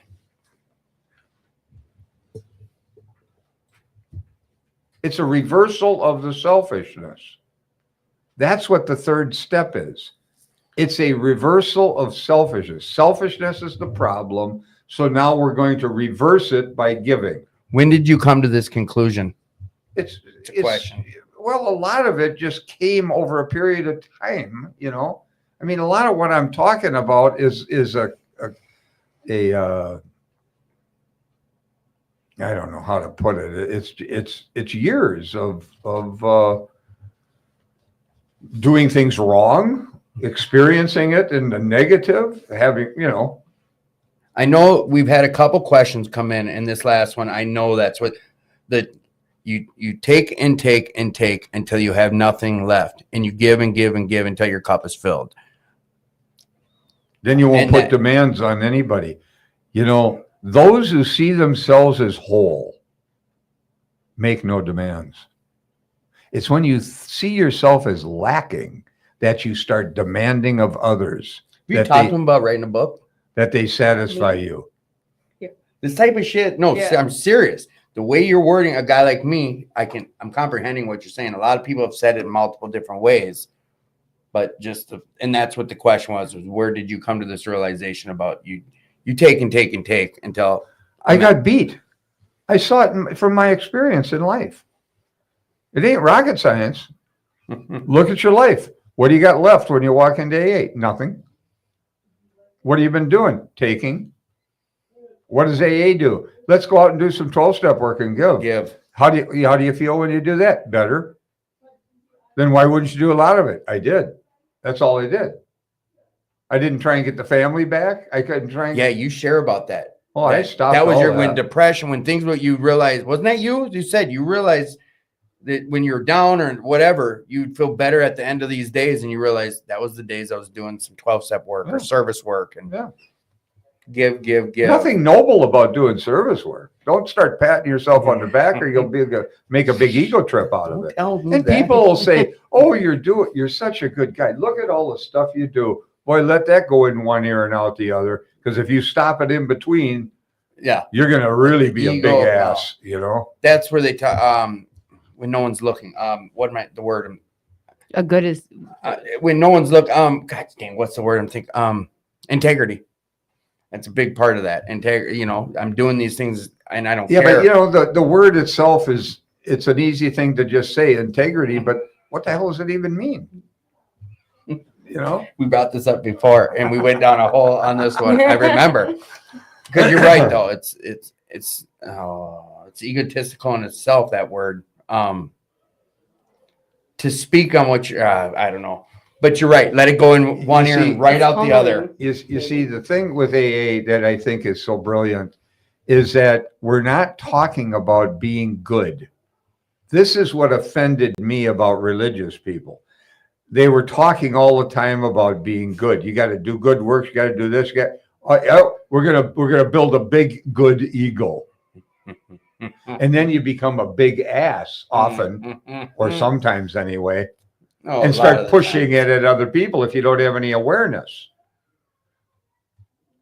You have to have awareness of how you impact others when you're so-called trying to be good. AA doesn't say be good. It says drop the selfishness. You'll just be good. You don't have to do anything then to be good. Just quit being selfish and you'll naturally be good. It's not addition. It's all subtraction. And I wonder, and try to regurgitate Bill's questions, is It's same thing. How did you come to this? It's the question, how did you come to that conclusion? But Through practicing the steps and having experiences. because you didn't read what you shared, what you've just shared about, you didn't read that somewhere. This came to you through your life experiences with A doing. lot of it, and some of it I may have read in different forms and different, but you apply it. And as you apply it, you realize that it's true. It doesn't even have to make sense to you. You just have to do it. Like a guy who died drunk, he had great quotes. He says, "It's Nike, not Nietzsche."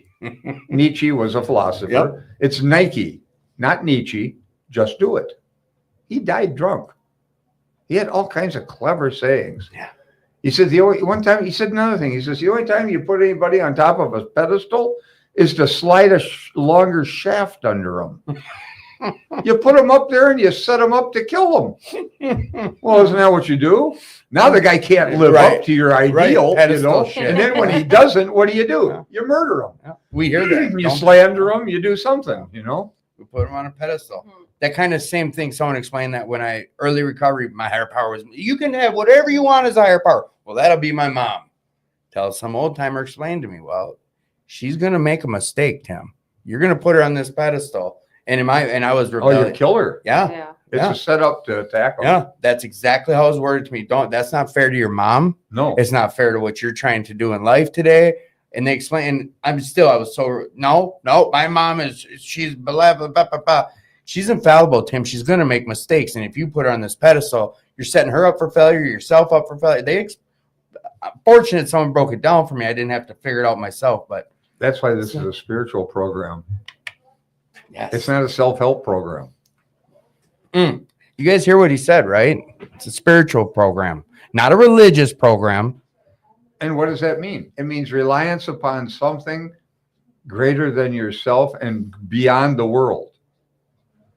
The creative energy that created all things. That's the way the Maharishi, Mahesh Yogi talks about it, who brought TM to this country, taught the Beatles. And remember, guys, he started this show with saying he came in here as an atheist. You didn't have to be a knee-hitting religious girl to find this solution. You know how I came to believe? I took actions I didn't believe in, and I got results I couldn't deny. That's how I came to believe. You know I love that saying. It's going to be on the walls here. You'll see. It came out of my mouth one time. Somebody asked me how I came to believe. That's all I said to it. Just came right out. I didn't even think about it. So the third step prayer. I just want to close with this. Yeah.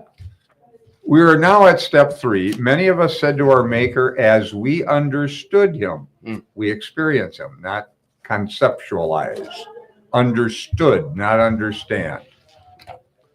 Okay, God, I offer myself to you to build with me and to do with me as you will. Relieve me of the bondage of self that I may better do your will.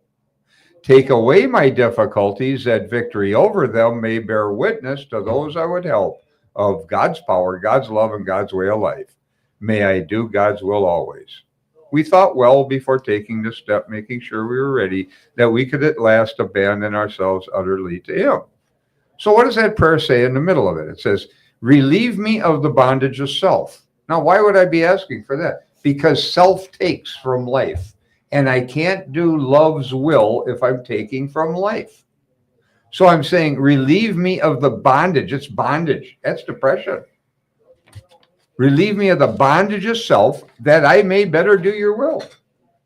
Can't do love's will. I can't do it if I'm taking. Then it says, take away my difficulties. Here again, for my sake. No, it says, take away my difficulties, that victory over them, that victory over my difficulties may bear witness to those I would help. Of God's power, not Rick's power. God's love, God's way of life. I saw this demonstrated right in front of my face, and I didn't even know it when I was new in the program. What do you mean? I was at 2218 in a men's group, and these guys knew that I was new, and I walked in there. They're all 20, 30-year guys, and they knew I was in trouble, man. They knew what I was experiencing. And I sat down and nothing funny about my life, man. My life is a tragedy. And they start talking. One guy starts talking and he's telling a story about something that's killing me and he's not burdened by it. He's lighthearted.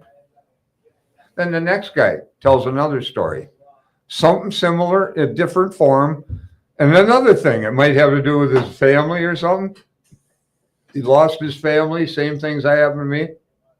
He's not burdened by it. He's lighthearted. Went around a room like that, and I thought, how the hell did you guys get to where you are from where I am? I'm disturbed by all this loss. Dang. This shit's killing me, Yeah. and it's not bothering you guys anymore. So somehow you clearly had the problem, and you're beyond it. I wanted what they had in the worst way. What were they doing? They were demonstrating right in front of my face the third step prayer. Their difficulties had been removed, and victory over them was bearing witness to me that this works. I saw it happen. I didn't think of it in terms of the third step prayer. I was going to say, I already know it's going to come in. When did you realize this? Because you've shared about this before. When did that? Was it? It was pretty quick in that meeting. That experience happened to me within a month, probably, as being sober. But I didn't equate it to the third step prayer until years later. Right. And I look back on it and I went, my God, those guys were demonstrating it. And that's why it was so impactful, because they were literally doing it. They Live were and witnessing yes. to the power of the program, and they were not burdened by that stuff that was killing me. So that was a big deal. That was a real big deal. I never recovered from that. That's why it came back to me years later. So That's awesome stuff. Serious. That's well, you guys, as always, thank you both. by the Misty way, I and just Rick. want to make a Yeah. comment is that I never found a concept of God. What do you mean? I don't have a concept of God. Today you still don't. There isn't No. a picture of some guy No. in a robe and a big beard. No, you know what happened? The need for the concept went away. How? When I started to experience it. How did I experience it? Solutions to problems started to unfold in ways I never could have imagined a solution coming from. I couldn't take the credit, and it was good. And everybody won in circumstances where normally there'd be a loser because I'd be Ah. directing it. Verse, yeah, the director of the play that That's we right. read about early. That's right. So it's just through life experience, time of doing this longer and longer. Your concept. I don't have there's a concept of God. I don't need a concept. You don't need one. I How think would that's I the that's the conceptualize key. something that's beyond the ability to understand? Makes To sense. conceptualize it would be to reduce it down to something that a human being could understand. Did it go from the militant atheist of no belief to form into that? Was it? Did it? Well, you- Thomas Aquinas, he had an experience. He was the big shot in the church Yep. of his time. And Thomas Aquinas, he'd been mouthing off in the church for many, many years. And one day at the altar, he had an experience that changed him. Mm-hmm. And what came from the experience was he had a thought, everything I ever thought, because of what was revealed to him, everything I ever thought was straw. Now he's been mouthing off about God, talking about God. And he realized he was full of shit. And he just shut up. A vow of silence, or He just stopped talking. And apparently, until he died, he quit. But he did say something somewhere, I wrote it or something. He said, the highest form that he thought anyway of knowing God is to know that you don't know. in a way of what you're saying, I have no concept of God. There's no. When you say no concept of God, you mean like you don't have a picture of what it looks like, or No. I don't have a clue, nor do I care. I'm more honest with myself I think about that this. that you don't It's an care. honesty It's- issue. Yeah, that's huge. I think the part where you say, "And I don't care," you don't need to know. I know that I don't know. It's the guys who know that can be real trouble. Like Jesus said, or what was said about, he didn't have trouble with people who knew they were bad. Right. He had trouble with people that thought they were good. That had the answers. That's right. Hmm. So That's, I hope you guys brought a shovel because this was deep. Brought a snorkel because we were down low. All right. Well, we've talked about your guys' superpowers. We've talked about. I've asked you guys your question on that, right? What was your superpowers? So we're gonna talk about your gratitude for a sec. The name of the show is Attitude for Gratitude. So Misty, it's been about 4 weeks since I've seen you last. Tell me about your gratitude. Today I'm grateful for letting my life just be as it is and not forcing it. I still go through the times where I try to force an outcome, but it's so much easier and so much better if I just let things be the way they are instead of having a concept in my mind what I want my life to be and then forcing it. So I can experience life instead of trying to make it happen. Now I need you to pick a number 1 through 114 for your final question. 1 through 114. 8. 8. 8 is great. If they made a movie of your life, which actor or actress would you want to play you? Angelina Jolie. That was like one of my favorite actors. But then her and her brother, some weird shit. Yeah, they- I don't know what happened there. Rick, name of the show is Attitude for Gratitude. What does your gratitude look like today? I've got gratitude for the people in my life. Always. That's what it is, really. Drop the judgments and you'll have gratitude. Drop the judgments and you'll have gratitude. I hope you guys are taking notes tonight too. Rick, pick a number between 1 and 114. 113. 113. What sport? All right, wait a sec. If you could eliminate one thing from your daily routine, what would it be? If I could eliminate one thing, I think the question is if you had to eliminate if one, I had to Yeah. eliminate one thing from my daily routine, what would it be? work. Work. I've got so many people. This is the most interaction I've had. Misty, one more time. Pick a number between 1 and 114. I will do, let's do number 1. Number 1. If you could have an endless supply of food, what would you get? An endless supply of food. Dog food for my dogs. Oh, good thinking. I didn't think. All right, Rick. Not for 1 me. through 114. 13. 13. Morning or night person? Night. Well, most of my life it's been night. But I like the mornings too, but I generally stay up. You're a night person. Mhm. Yeah. You know what? Screw it. All right, you guys. I'll do one more then. Wow, what weird feedback. Misty, 1 through 114. Let's do, what is my age? 47. 47. Who was your childhood actor crush Childhood. growing up? Who was that crush? Oh, Fred Savage. Wonder Really? Years. Wonder Years? Fred Savage? So cute. Oh, I Fred guess. Savage. From the Wonder Years. Don't you remember that show? The Wonder Years. Winnie. Winnie was his girlfriend. Yeah. That was, I think, all us boys' little crush too. I haven't watched television since Archie Bunker was on. Yeah, I think this came on after the Yeah, a Obama. little after. They couldn't run that show today. All right, Rick. 1 through 114. 99. 99er. Nothing. If you had to teach a class on one thing, what would you teach?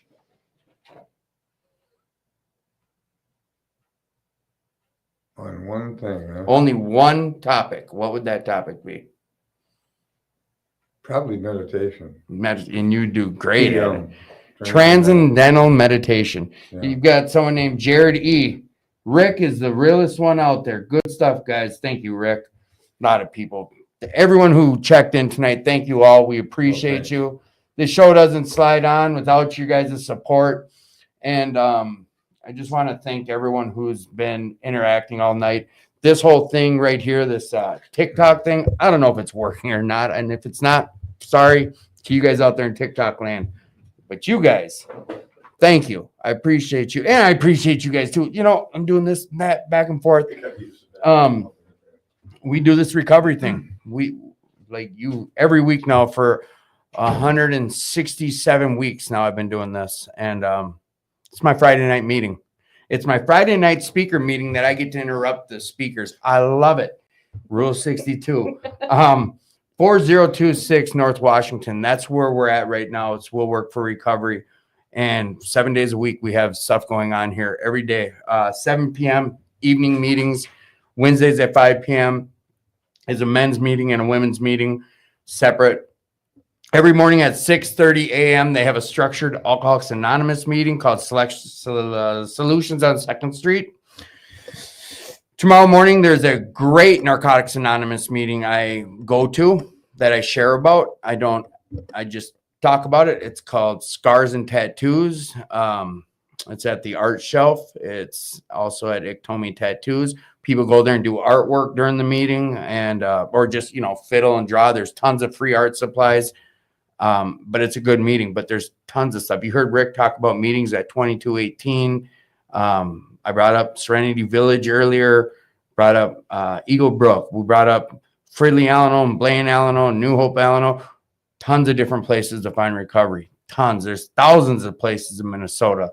We had people in Rochester checking in tonight, and some people from up by Baudette area. So all around the state, there's recovery everywhere you go. Just got to find it. And if you have an issue finding it, I've got when and where books I can send you. I can show you which app we use. It's a meeting chair app, or you can call Intergroup, or you can download the NA app or the CMA app with all the phones and all that jazz nowadays. Otherwise, my number's going across the bottom of the screen. You can reach out to me directly. If I don't answer, call back, leave a text, or call Intergroup, or get one of these apps. But you're worth finding this stuff we talk about. If you're struggling, stick with, give yourself a chance. You're worth it. You're enough. If no one's told you today, you're enough. I know I'm not the best at this whole uplifting motivation stuff, but I can just speak from my own side of the street and tell you, you're worth it. If no one's told you today, you're worth doing this thing we talk about, we come on here and share about. We take actions and things we don't believe and get results we can't deny. Rick B. This here, the Soap of Hope. I'm excited for you. I want feedback from you. Every woman that comes in here, they love it for their face, and they just love it. It's all natural. It's anointed olive oil, coconut oil, distilled water lye, cinnamon, oatmeal, and love. The Soap of Hope. If you've been down here, you know all about this stuff. Chucky does the Armor of Yah. This soap, it's delicious. Come on down and get you some soap. And he doesn't sell the soap. If you want to donate, they'll take donations. That's same with the club. If we had Marty on here talking about he tides to this place, which I don't like how he worded it, but he gives. If you're able to give, come give. If you can't do that, come give time. If not, do some service work. You heard what Rick talked about. You heard what a lot of people talked about. We give our time. And if we're able to, that's what we get to do today. I have not heard many people share about relapsing after doing a 12-step call, taking someone through the book, or being of service. It's kind of a fail-safe. So, again, thank you all for checking in and supporting the show. We love you. Till next week. Next week is a big one. Come on, check us out. You'll see some advertisement throughout the week. Hopefully, I get this all tuned in better with all this stuff, but we'll see you next week. Love you. Adios. I like those questions. Yeah, where do you get that? I got big feedback. Right